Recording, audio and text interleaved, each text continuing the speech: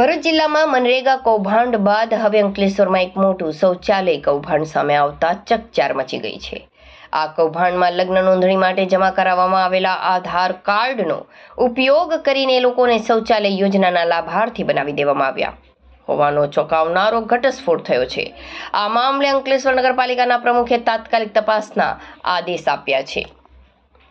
प्राप्त विगतो अनुसार अंकलेश्वर नगरपालिका द्वारा कुल रुपया 1,62,00,000 खर्चे 1,906 शौचालय बनाव्या होवानुं दस्तावेजों पर दर्शाववामां आव्युं छे।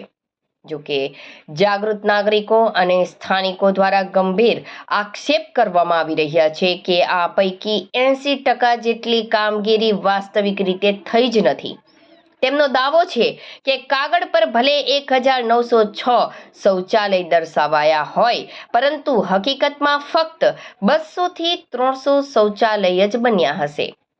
આ આક્ષેપો દર્શાવે છે કે આ ભંડોળનો મોટા પાયે દુરુપયોગ થયો છે અને સરકારી યોજનાના નામે લાખો રૂપિયાનો ગોટાળો આચરવામાં આવ્યો છે, જેની ઊંડાણપૂર્વક તપાસ થવી અનિવાર્ય છે। प्राथमिक माहिती અને સામે આવેલી લાભાર્થીઓની યાદી પરથી આ ગોટાળાનો ભાંડો ફૂટ્યો છે।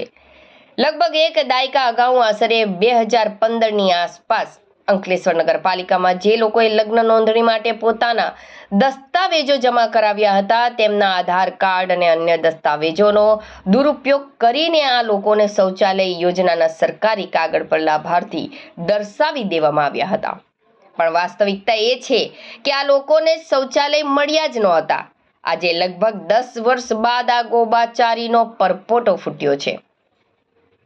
આ કૌભાંડમાં એક જ પરિવારના 4 સભ્યના નામે પણ શૌચાલય બાંધવામાં આવ્યા હોવાના ગંભીર આક્ષેપ કરવામાં આવ્યા છે, જે દર્શાવે છે કે આ એક વ્યાપક અને આયોજનબદ્ધ કૌભાંડ હોઈ શકે છે।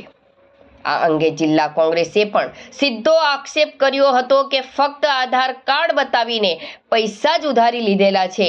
આ અંગે સત્તાવાર રીતે ભરૂચ જિલ્લા કોંગ્રેસ પ્રમુખ રાજેન્દ્રસિંહ રણાએ કહ્યું કે અંકલેશ્વર નગરમાં જે શૌચાલય કૌભાંડ કરોડો રૂપિયાનું મનરેગા કૌભાંડ તાલુકાઓમાં અને આ જે શૌચાલય કૌભાંડ થયેલું છે ફક્ત આધાર કાર્ડ બતાવીને પૈસા જ ઉધારી દીધેલા છે।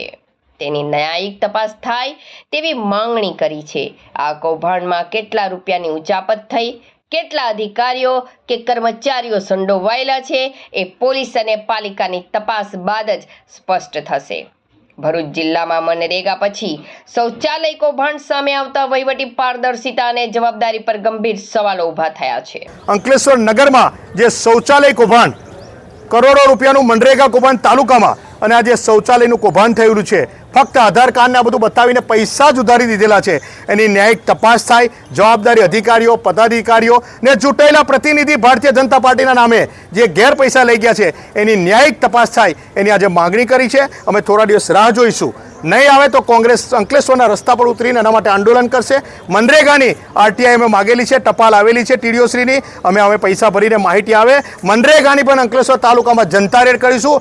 સૌથી વધારે તાલુકાના ગામડામાં અંકલેશ્વરમાં મનરેગાનું કૌભાંડ થયેલું છે। આજે દુઃખ સાથે કહેવું પડશે કે આટલી મોટી એશિયાની રોજગારી પૂરી પાડતી જીઆઈડીસીમાં આજે આટલા બધા કમલના નામ પર પૈસા ઉધારી ખાધા, એમને કોઈને બક્ષવામાં નહીં આવે। જન આંદોલન કોંગ્રેસ એના માટે કરશે।